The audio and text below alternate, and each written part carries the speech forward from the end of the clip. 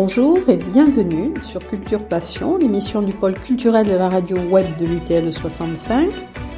Culture Passion ou embarquement immédiat vers la galaxie Culture 65.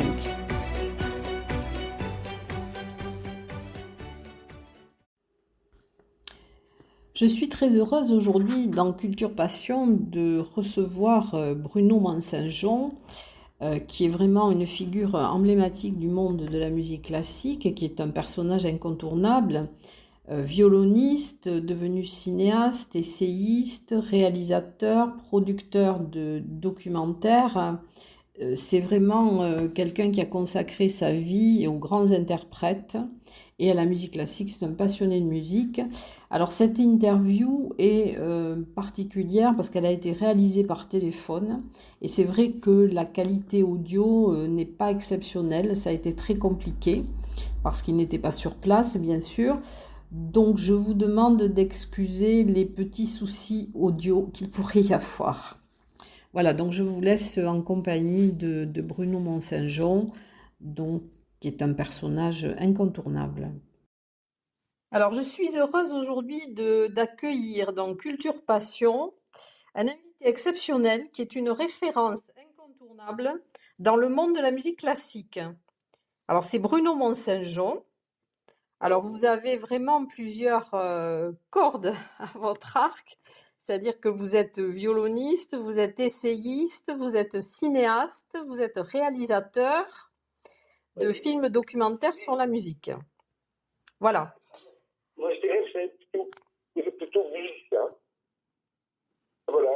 Et dans la musique, il y a plusieurs arcs d'activité qui sont effectivement de jouer, donner des concerts, de jouer du violon, d'écrire des bouquins, de faire des films. Et vous savez, à la manière de ces musiciens peut-être de l'ancien temps qui étaient à la fois des violonistes et des compositeurs, ou des pianistes et des conférenciers. Ça a beaucoup existé. Et je crois que la musique peut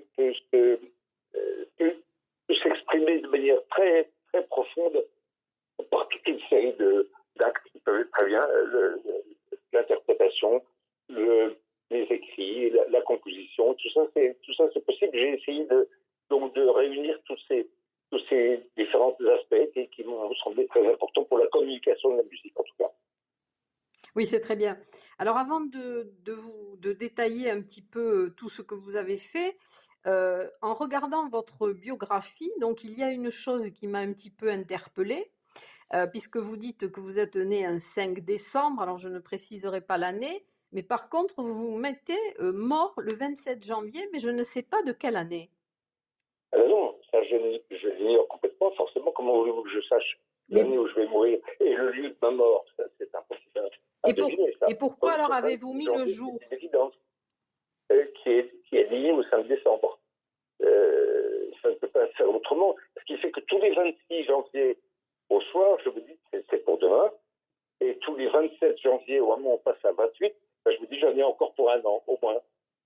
Et pourquoi cette date du 27 janvier? À cause du 27 janvier, c'est parce que le 5 décembre, je suis né. Vous ne voyez pas le rapport? Alors, il y a peu de gens qui le voient, mais pour moi, c'est une évidence. Il se trouve que le 5 décembre, ça a été une date tragique pour l'humanité, et d'une part, et tragique pour moi, puisque je suis né et ce que je n'avais absolument pas demandé de faire.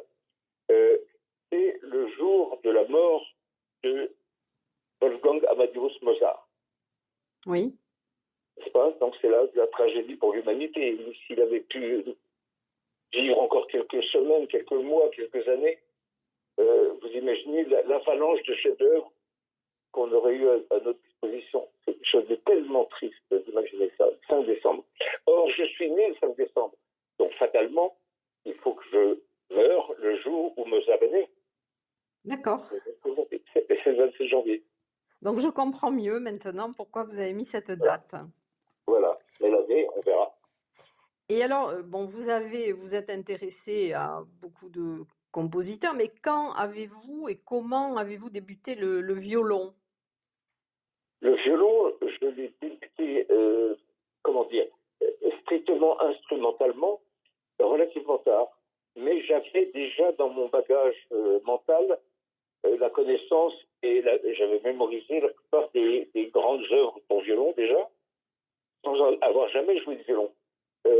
C'était ce qui a déclenché cette passion pour le violon, ça a été l'écoute d'un disque de Yehudi Menuhin lorsque j'avais 4 ou 5 ans. Et vous savez, c'est forcément un âge dans lequel on n'a aucune idée de ce qu'est un compositeur, de ce qu'est un interprète. C'était une œuvre de Brahms. Je ne savais pas que Brahms avait jamais existé. Je ne savais pas ce que voulait dire un compositeur. Le nom de Yehudi Menuhin m'était bien entendu complètement inconnu à l'âge de 4 ou 5 ans. Mais ça a été une telle... Ça a fait appel en moi à une telle force de conviction et d'émotion que j'ai décidé que je jouerais du violon. Et j'ai dû implorer mes parents pendant 6 ou 7 ans avant qu'on me donne effectivement enfin un violon.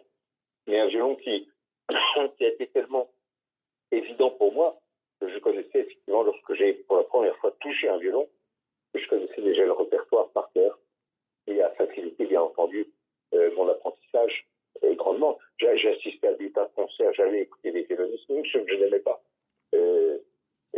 J'allais tout le temps, depuis l'âge de 6 ans. J'avais une grande chance, c'est d'avoir un vélo. Et ma mère était très, elle était très indulgente. Et elle me laissait aller en vélo dans tout Paris dès l'âge de 5 ou 6 ans. Et ce qui fait que j'avais mon autonomie et j'allais à des concerts, écouter les violonistes surtout. Quelque chose qui m'a bien passé maintenant. Je veux dire, la restriction au domaine du violon est quelque chose qui me semble extraordinairement limité. Et j'ai une adoration pour des tas d'autres formes instrumentales et pour des tas d'autres instruments, et bien entendu pour l'orchestre, et pour le quatuor à cordes, et pour le piano, et pour la combinaison du piano avec d'autres instruments. Et en fait, ma passion, c'est vraiment la musique. Mais ça s'est exprimé d'abord par cette folie de violonistique qui m'est tombée dessus comme une espèce de bénédiction. Et comment alors avez-vous rencontré Yehudi Menuhin? Pardon? Comment avez-vous rencontré Yehudi Menuhin? Alors, Yehudi Menuhin, ça s'est passé, la première rencontre, ça s'est passé donc à 4 ou 5 ans, et sous la forme d'un disque. Oui.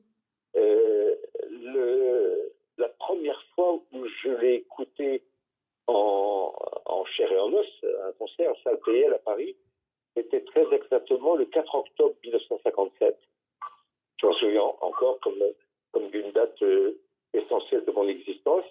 C'était le jour où le Sputnik soviétique avait été lancé.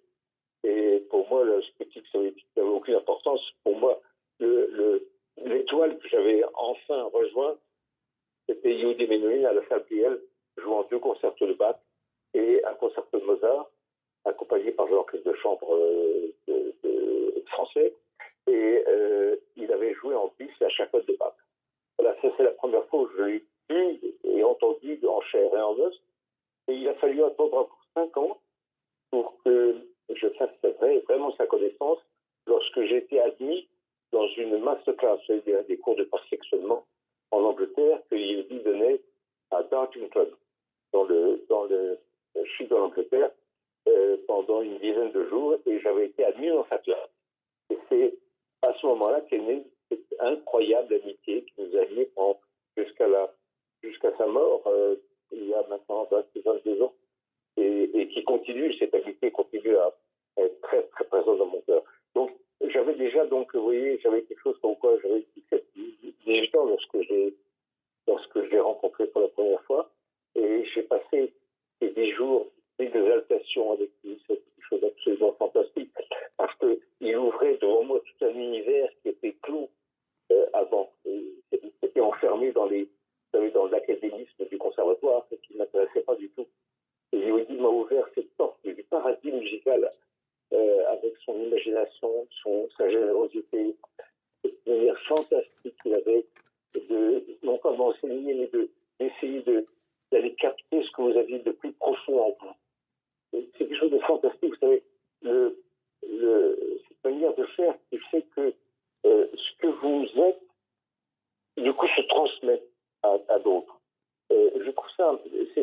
une expérience unique que j'ai fait avec Yehudi à ce moment-là.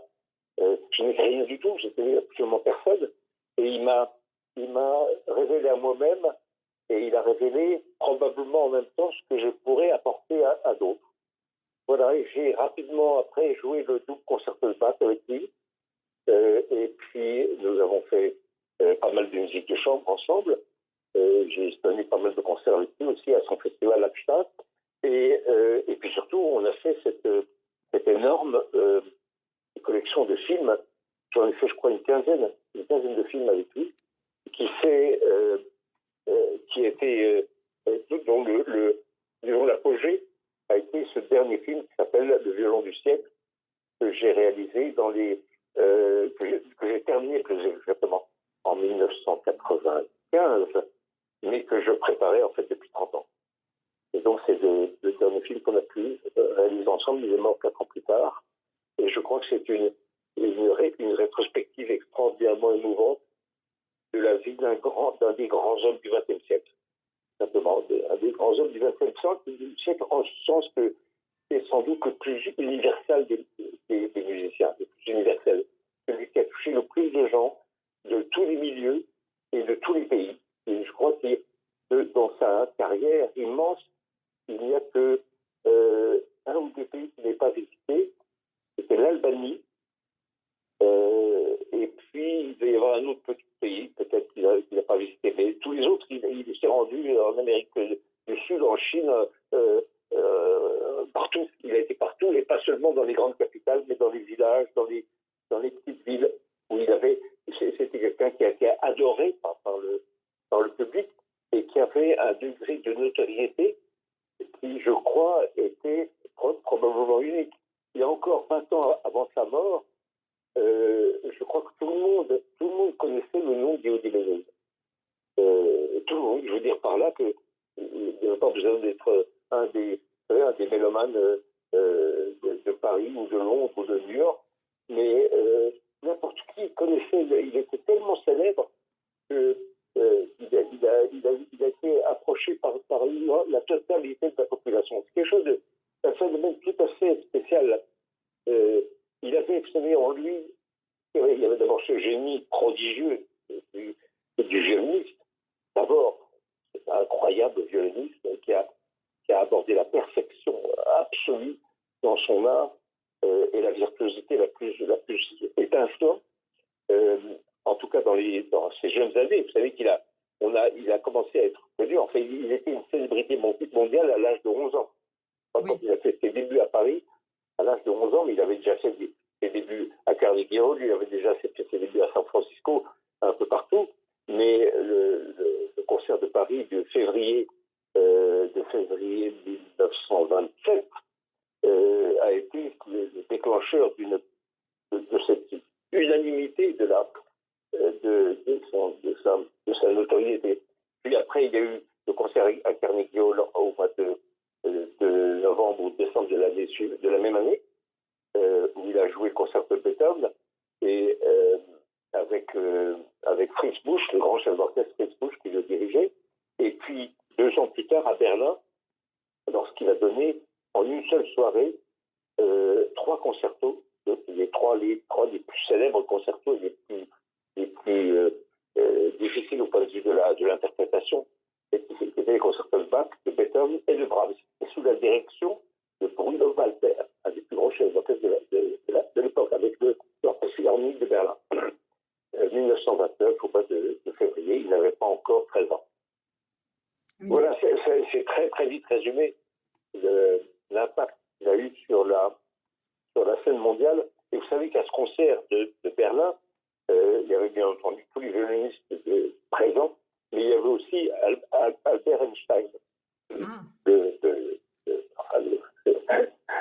Albert Einstein que tout le monde connaît, oui. Et qui s'est exclamé, qui est venu voir le tout jeune Yehudi dans sa loge après le concert, et il lui a dit simplement, en le soulevant dans ses bras, « Maintenant, je sais qu'il y a un Dieu au ciel. » Voilà ce qu'était la fantastique célébrité de Yehudi, et c'est quelque chose qui a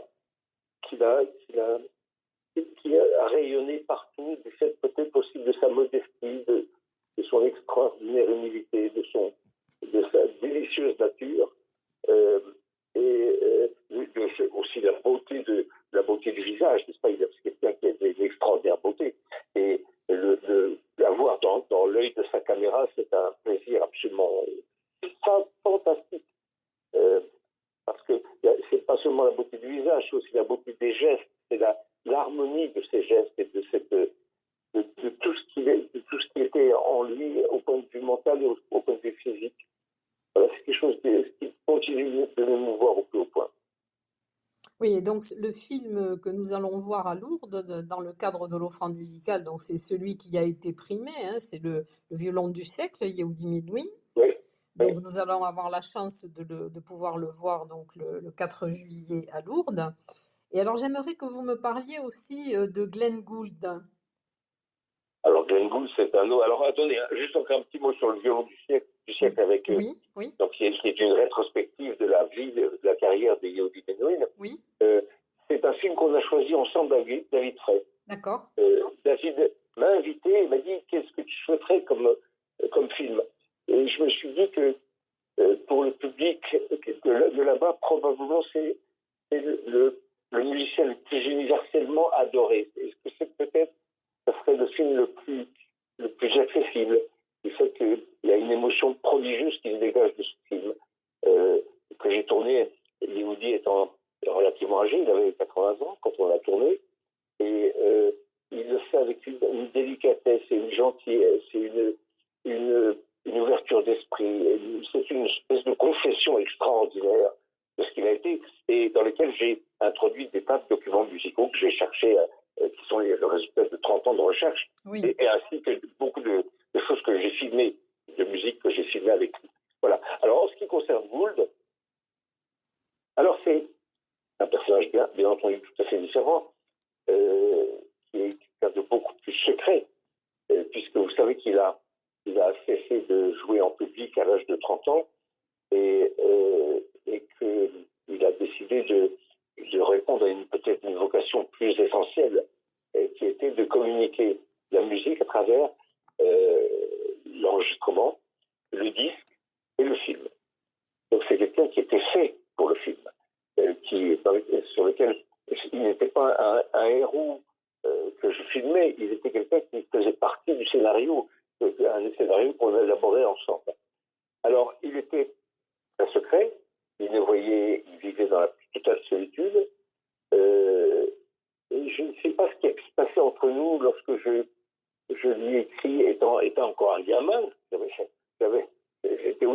je commençais à peine mes premiers pas dans le domaine du cinéma, et je lui ai écrit une longue lettre lui expliquant ce que je souhaiterais éventuellement faire avec lui. Et il m'a répondu quelques mois plus tard avec une lettre fleuve, de 26 pages, me disant en résumé, bienvenue me voir à Toronto.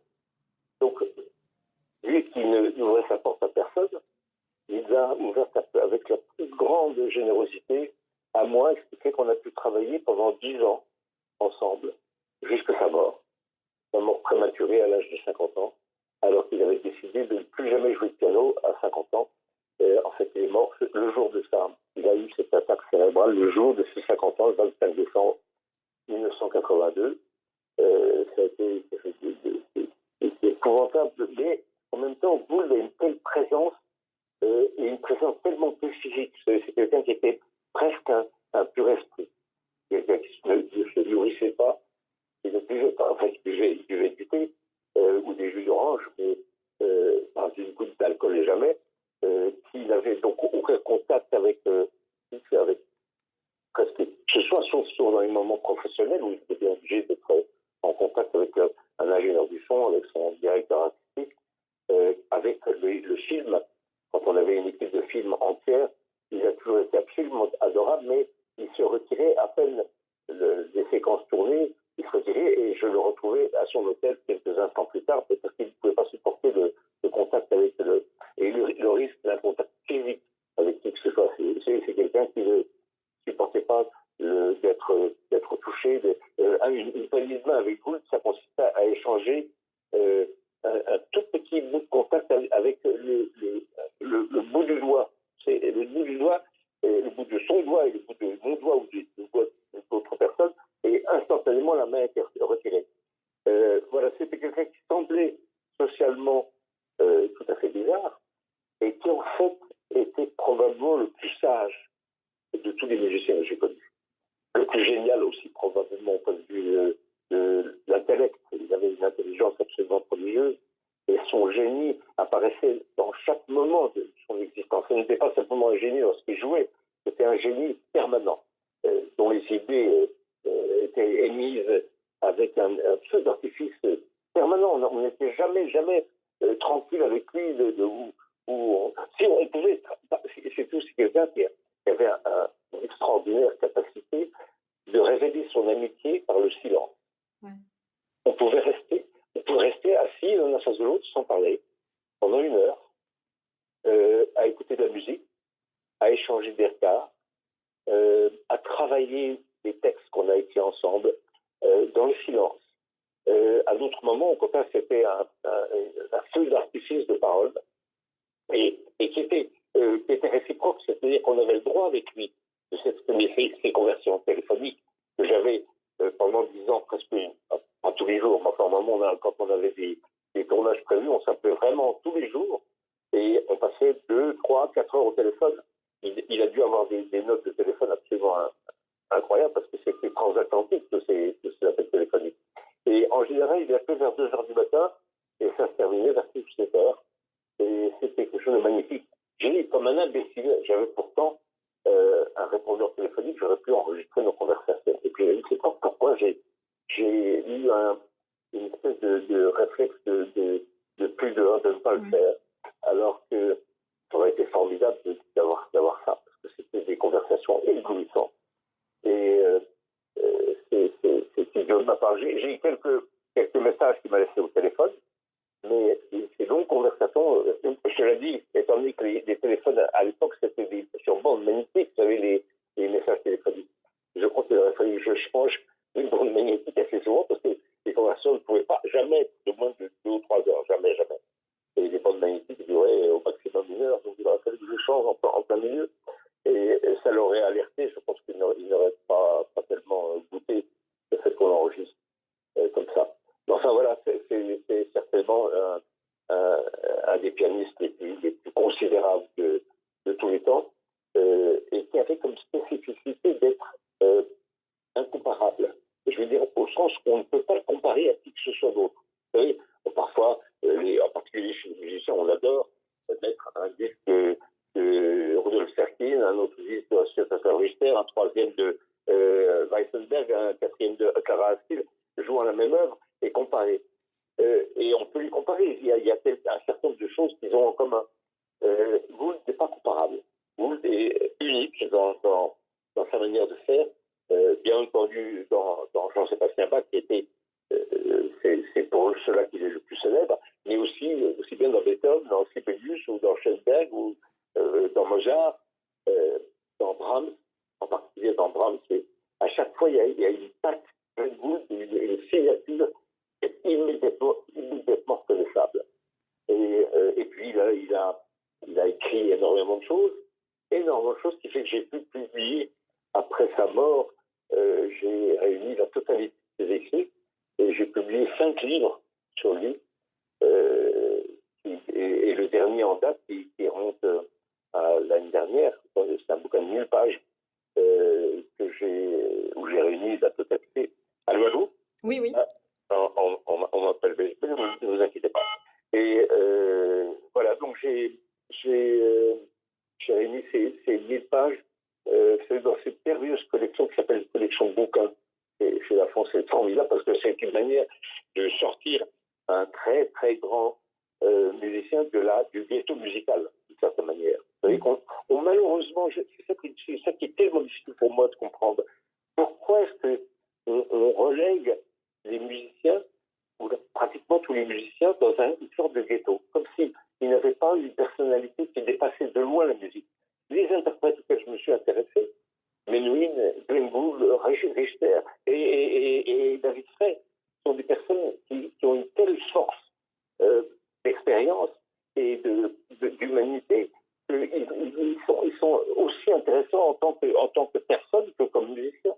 Et j'ai essayé dans mes films de faire en sorte justement que leur personnalité apparaisse avec dans leur vraie humanité et non pas dans dans l'exclusivité de leur spécialisation, si vous voulez. Et c'est pour ça que c'est sur les musiciens que je me suis intéressé plus, parce qu'il y avait en eux ce potentiel et cette capacité de supporter les méthodes de tournage qui sont certainement très contraignantes, parce que d'abord ça dure beaucoup de temps, ce sont des films qui ont à chaque fois été tournés sur des périodes de plusieurs années, et donc ils demandaient aussi leur totale confiance, et je crois que je l'ai obtenu.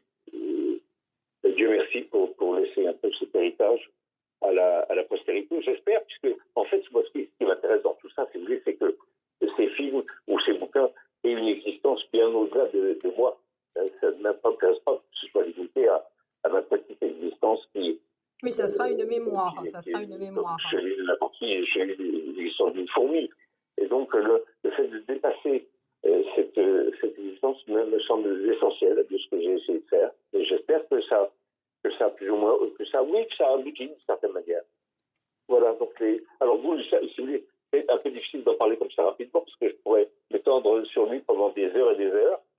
Ça a été une période absolument essentielle de mon existence, et de mon existence professionnelle aussi, parce que j'ai énormément appris de lui. C'est quelqu'un qui a été un maître du montage. On faisait nos films vraiment, vraiment ensemble, y compris, enfin pas pour tous les films, les premiers films que j'ai fait avec lui, je les ai montés en France, mais les autres films que j'ai fait par la suite, qu'on a tourné en Amérique, je les ai montés avec lui en Amérique. Donc c'était une expérience absolument fantastique du maître, c'était le grand maître du montage, et j'ai appris énormément ainsi en tant que méthode d'existence. Le fait que quelqu'un vive dans la solitude absolue, ça a été un exemple pour moi, parce que je crois que quand on fait un film, on ne peut pas goûter à l'existence extérieure. C'est quelque chose qui est tellement prenant, je dirais, mentalement, émotionnellement, qu'on est obligé d'avoir une existence très solitaire, en tout cas pendant qu'on la réalise. Et alors en 2008, vous avez donc tourné un film avec David Frey, qui s'appelait, je crois, Swing, Sing et Sing. Oui. And think. Oui, and think. C'est ce qui veut dire swing, bon, c'est ce que ça veut dire. Oui. Et think, ça veut dire non seulement il danse, etc., mais il pense. Oui.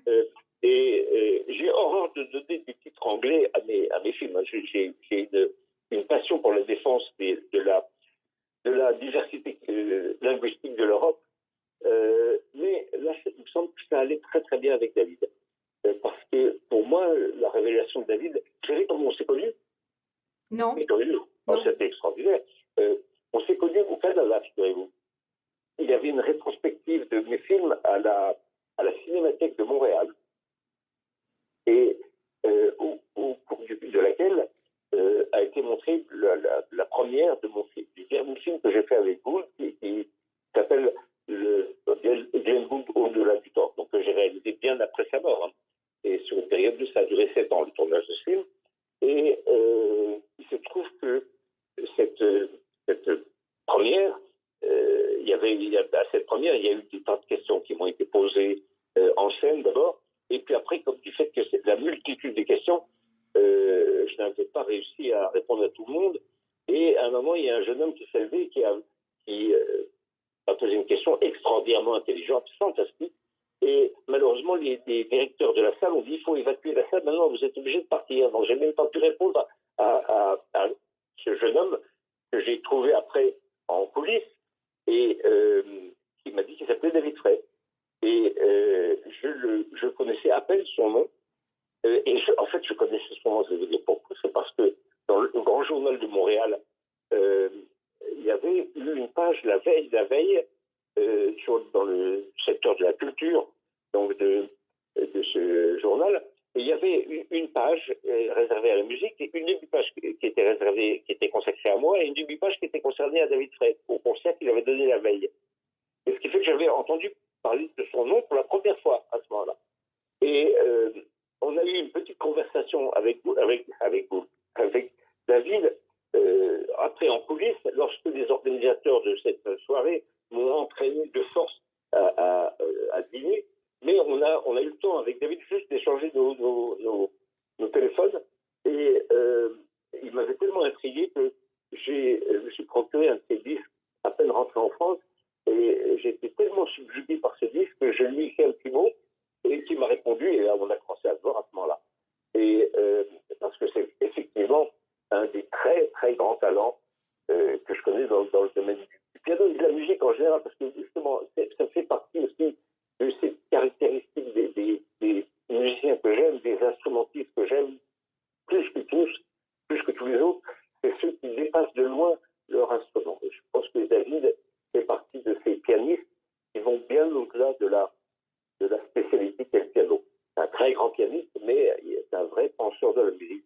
Et donc, on a beaucoup sympathisé, on est devenus vrais amis, et on a réussi à tourner, en tout cas deux films, même un troisième qui n'est jamais sorti, mais un premier donc, qui était consacré à Bach, à l'enregistrement de concert de Bach, et puis 2 ans plus tard, je crois, à l'enregistrement de 2 concerts de Mozart à Londres. Et l'un tourné à Brême, en Allemagne, et l'autre à Londres. Et ça fait partie des films dont je suis le plus fier. Je trouve que le premier, en tout cas, a eu une grande résonance, très curieuse, parce que ça a été diffusé sur Arte. Arte n'a pas en général un énorme auditoire, mais là, ça a fait, je crois que ça a fait le record d'auditeurs. C'est très curieux et les gens étaient enchantés vivement par ce film, et je crois d'ailleurs très, très, très plein de charme et de drôlerie et de profondeur à la fois. C'est ça aussi que je trouve tellement étonnant chez David, c'est qu'il a une profondeur de pensée de la musique tout à fait hors norme, mais en même temps, il est capable de fantastique drôlerie et d'humour avec l'orchestre. C'est un film qui a été assez difficile parce qu'il y avait une espèce de conflit qui était né entre l'orchestre et lui, et qu'il a résolu grâce à son charme. Vous voyez, c'est un tout jeune musicien qui vient dire à des gens beaucoup moins jeunes comment il faut jouer. Alors, c'est pas forcément facile, mais le tout s'est terminé par une grande gratitude de part et d'autre. Donc, c'est quelque chose de formidable. Et j'ai hésité, d'ailleurs, pour ce deuxième festival. Est-ce qu'on n'aurait pas dû montrer ce film? Mais David m'a dit non, il était plus libre par rapport à ça. Il ne voulait pas non plus se mettre en avant trop, mais j'espère que peut-être si on revient un jour, on pourra se montrer ce film, parce que je crois que ça marche très, très, très bien auprès des spectateurs. Oui, oui, oui. Moi, je crois que j'avais vu, d'ailleurs, j'ai découvert David Frey avec le film qui était passé sur Arte. Voilà. C'est ça, ben voilà. Alors qu'il était dans mon département, mais c'est vrai qu'il était moins connu ici. Voilà. Oui, oui, David n'était pas encore, n'avait pas du tout acquis la célébrité qu'il a aujourd'hui. Et il y a aussi cette fraîcheur aussi du débutant, d'une certaine manière. Du débutant sacrément équipé. Mais c'était quand même, c'était les débuts de sa carrière. Sacrément équipé au point de vue de la technique pianistique, comme de la technique, de la révolte mentale, de l'intelligence. C'était quelque chose de vraiment. Et c'est resté, David est resté donc un ami extraordinairement proche. Et on ne se voit pas très souvent, malheureusement, parce qu'il a quitté Paris. Et puis, il voyage tout le temps, et moi, je voyage tout le temps aussi, ce qui fait qu'on n'est pas aussi souvent ensemble que je le souhaiterais. Mais, enfin, on est très, très proches. En tout cas, on s'écrit, on se téléphone assez souvent. Et alors, est-ce que vous savez, et ça m'a fait penser à l'enregistrement mythique de Glenn Gould et des variations Goldberg, est-ce que vous savez qu'ils viennent d'enregistrer les variations Goldberg? Je suis tout à fait au courant. Je suis tout à fait au courant, bien sûr. Bien Voilà. sûr. Et je l'ai entendu les jouer. Je l'ai entendu jouer les variations Goldberg. Et c'était, je dois vous dire, qu'après l'expérience de Gould, des variations Goldberg, donc qui ont pris 1 an et demi de mon existence, j'avais d'une certaine manière décidé de ne plus jamais les entendre. De plus jamais les entendre. Il y a 2 choses comme ça qui m'ont que j'avais. Il y a par exemple un concert de Beethoven, celui en fa majeur de l'opus 59, que j'ai décidé de ne plus jamais entendre. C'est terminé. Alors c'est un chef-d'œuvre colossal. Je l'entends dans ma tête, mais je ne veux pas l'entendre physiquement. Et pour une raison qui est toute simple, c'est que j'ai joué ce quatuor avec Yehudi Ben-Zvi. Et l'expérience a été d'une telle intensité que j'ai décidé que c'était une expérience que je théâtraliserais ce moment de ma vie si je réentendais cette chose jouée par d'autres personnes. Et d'une certaine manière, j'avais fait la même promesse avec les variations Goldberg jouées par Gould. J'ai écouté d'autres disques, bien entendu, mais je ne voulais pas les entendre de nouveau on dit en présentiel. J'ai fait une exception pour David parce que je m'attendais à ce qu'il y ait une révélation d'une autre nature, et ça a été le cas.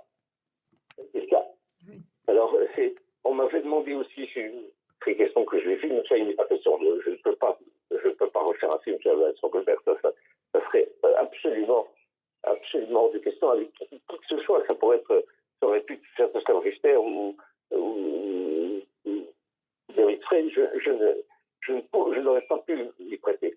Mais j'ai écouté l'interprétation qu'on a donnée David, et ça a été une grande révélation d'un autre aspect de cette musique. Et de nouveau, chez David, il y a quelque chose aussi qui de ses marques, c'est d'être très difficilement comparable. Il a une autonomie de pensée complète. Et surtout, on sent bien que chaque note a été pensée, elle fait partie d'un tout, et qu'il n'y a rien qui soit laissé au hasard, encore que il y a un sentiment de fraîcheur étonnante quand il joue. On a l'impression qu'effectivement, il est en train d'improviser. Mais c'est parfaitement construit dans son esprit. En tout cas, c'était une grande expérience d'écouter ce concert. C'était, je crois, il y a 1 an, ou je me souviens plus exactement de la date, 1 an ou 2 ans qu'il a fait ça à Paris, au Théâtre des Champs-Élysées. Et j'ai eu l'occasion de l'entendre, et je sais qu'il vient d'enregistrer le disque, et je serais ravi de réécouter ça, bien sûr. Bien sûr. Oui, ils viennent de le terminer la semaine dernière à la chapelle de Piétat. Il a enregistré à la chapelle de Piétat, qui est à côté de chez lui. Hein. Voilà. Oui. Voilà. Ça, c'est formidable. Et puis ce festival auquel je vais participer à ma manière, c'est tout ça. Absolument. Ah oui, qui est une première, qui est totalement hors norme. C'est quelque chose qu'il a totalement initié. Je pense que ça va être un grand événement pour la région. Oui. Moi, je suis très, très intéressé d'avoir un contact aussi avec les spectateurs ou les auditeurs. C'est parce que quand on fait un film, on est effectivement très seul, et j'en ai besoin, j'ai besoin de cette solitude, mais le contact avec des gens qui peuvent voir un film où on est plus spectateur, ça m'intéresse beaucoup de voir comment ils réagissent et ce qui frappe une corde sensible chez eux. Donc ça va être fantastique pour moi de venir faire ce petit tour dans votre région. On sera ravis de vous accueillir, en tout cas. Ça sera vraiment tout à fait réciproque, puis ça serait une bonne occasion de revoir David, que je n'ai pas vu depuis. Voilà, je sais pas, on s'est parlé quand même beaucoup après son retour de Moscou, mais je crois que ça fait bien 1 an qu'on ne s'est pas vu. Une bonne année, c'est absolument monstrueux. C'est-à-dire qu'entre-temps, il y a eu la période de confinement. Il est fuyant et je suis fuyant du fait de nos voyages. Non, puis il y a eu les confinements quand même, la pandémie où les gens n'ont pas pu trop circuler aussi. Oui. Voilà. Donc c'est un grand plaisir. En tout cas, je suis ravie, moi, je vous remercie. C'est une belle région parce que je suis venu déjà plusieurs fois chez David et Chiara. Donc que j'adore aussi sa femme, qui est une merveilleuse artiste, et je trouve qu'ils forment un couple formidablement intéressant parce qu'ils ont chacun leur activité. Oui. Et c'est quelque chose une activité autonome l'un de l'autre. C'est formidable. Et que ça peut donner une ambiance qui est absolument extraordinaire. Voilà, donc je les aime tellement tous les deux. Et j'espère être en mesure de revenir un jour, cette fois-ci, chez eux, dans des circonstances plus, plus tranquilles. C'est le festival dans lequel je ne sais pas comment je sais pas où il donne de la tête, hein, le malheureux qui doit jouer et organiser toutes ces choses simultanément. Enfin bon, ça fait partie de ces grandes capacités. Voilà, donc je serai absolument ravi. En tout cas, je vous remercie pour cette interview parce que c'est quand même un honneur de vous entendre. Hein, voilà. Non, ne dites pas ça parce que c'est pas. Si, parce que vous êtes quand même quelqu'un d'incontournable dans le monde. Je suis ravi de parler avec vous. Hein. C'est quelque chose qui est c'est fantastique. Vraiment, j'ai besoin aussi de m'exprimer directement, pas seulement de m'exprimer par le biais du film, mais comme ça, c'est un délice. Donc, il n'y a pas d'honneur en question. Et je suis le moins respectable des hommes, figurez-vous. J'ai beaucoup de mal à m'habiller de manière respectable. C'est de manière de mettre un costume, un gilet, cravate. Et je préfère de loin être en short, que ce soit à Moscou par moins 30 degrés en plein hiver ou évidemment en plein été dans le sud de la France. Mais j'aime être comme ça et je crois que c'est ma manière d'être. De toute façon, alors je n'y peux rien finalement. Eh bien, écoutez, on le verra lorsque vous allez venir. Et en tout cas, je vous remercie. Ah oui, non, mais je vais tâcher. Il n'y a pas de très bon formalisme, j'imagine, là-bas. Si, il faut être formellement. Allô? Oui, oui. Ah, oui, il faut être formellement habillé. Mais vous savez, ça, on va être quand même fin juin, début juillet, donc je pense qu'il va faire chaud. Là, ces jours-ci, chez nous, il fait très, très chaud. Oui. Donc, je pense que, bon, je veux dire, les gens ne vont pas mettre peut-être des cravates. D'accord, ben c'est très bien. Mais si je viens en short, vous pensez que c'est pas bien? Oh, je sais pas. Hein, j'ai des beaux shorts multicolores. Écoutez, non, je tâcherai de mettre un pantalon quand même, oui. Mais j'adore être en short. Mais je tâcherai de m'habiller. Non, de toute façon, je serai, bien entendu. Moi, je suis toujours nippé et bien propre, mais c'est les vêtements qui empêchent les mouvements. Là, la liberté des mouvements, ça me rebute beaucoup. Mais je mettrai bien sûr écoutez, je viendrai en short et j'aurai un pantalon de réserve et tout ce qu'il faut pour être à peu près correct. En tout cas, merci pour cette interview. Et puis, merci à vous. Merci à vous et en tout cas, à bientôt. On attend de vous rencontrer. Merci, à Bien. bientôt. Au revoir. Bon après-midi. Merci beaucoup. Au revoir. Au revoir.